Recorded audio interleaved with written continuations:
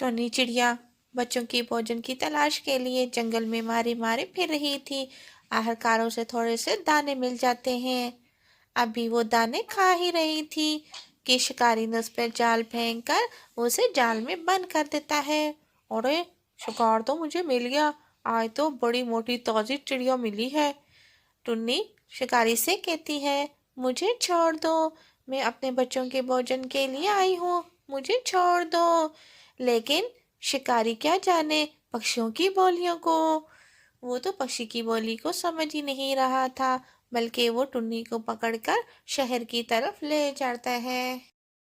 Tony चिड़िया जंगल से बहुत दूर इंसानों की बस्ती में पहुंच जाती है। शिकारी वहां जाकर रुक जाता है और जमीन पर जाकर थोड़ी देर आराम करने लग जाता है। टुन्नी सोचों में गुम थी। शाम हो जाती है। टुन्नी के बच्चे टुन्नी का इंतजार कर रहे होते हैं। अरे भैया, मामा अभी तक नहीं आई। मामा अब तक तो वापस आ जाया करती थी। अरे टिम टिम, अरे टिम टिम, मैं जाकर देखता हूँ मम्मा को। भैया, आप कहाँ जाकर देखेंगे मम्मा को? शाम हो गई है, अंधेरा हो जाएगा, मैं अकेली कैसे रहूँगी? यहाँ मुझे बहुत डर लगता है। मम्मा होती है फिर मुझे बिल्कुल डर नहीं लगता। अरे टिम टिम, इंतज़ार करो, मैं अभी वापस आता हूँ। मैं शाम से पहले पहले वापस आ जाऊँगा। तुम यहाँ बैठी रहना और कहीं भी मत जाना। मैं जल्दी वापस आ जाऊँगा। मम्मा को भी तो ढूंढना है ना।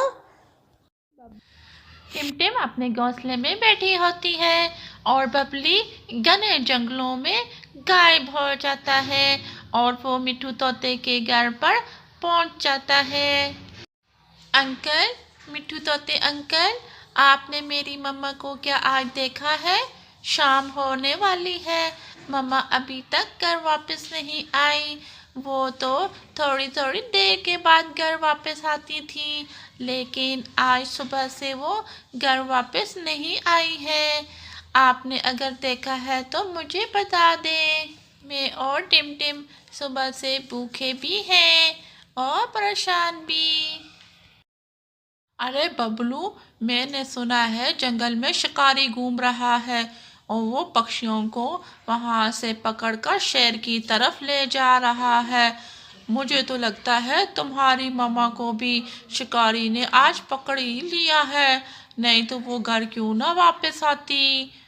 शिकारी ने अगर तुम्हारी मम्मा को पकड़ कर ले गया है तो हमें भी शहर को जाना चाहिए। अरे मिट्ठू तोते अंकल, आप मेरे साथ चले। मुझे नहीं पता वो शहर कहाँ है जहाँ शिकारी मेरी मम्मा को लेकर गया है। बबली बहुत रो रहा था और मिट्ठू तोता कहता है, चलो चलते हैं।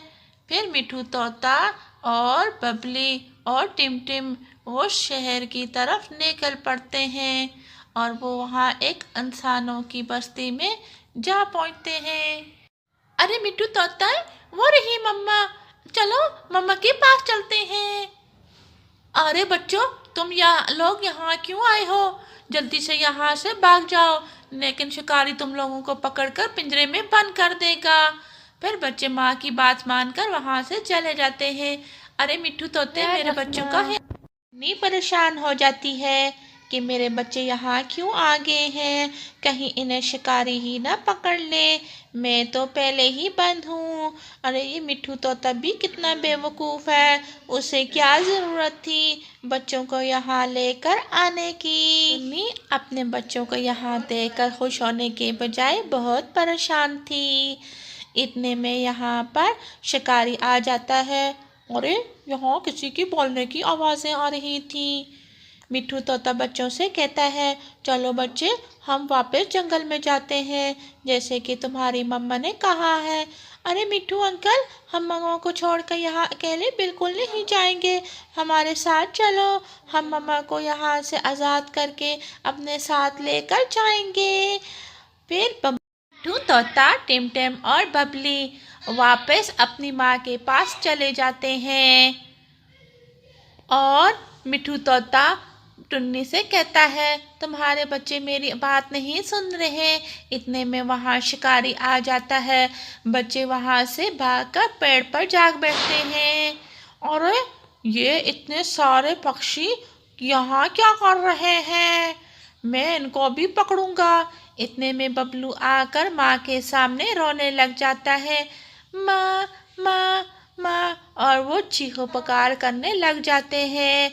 शिकारी ये सारा माजरा देख रहा होता है। शिकारी बच्चों की चीखो पुकार सुनता है, लेकिन वो इनकी ज़बान को नहीं समझ पा रहा था।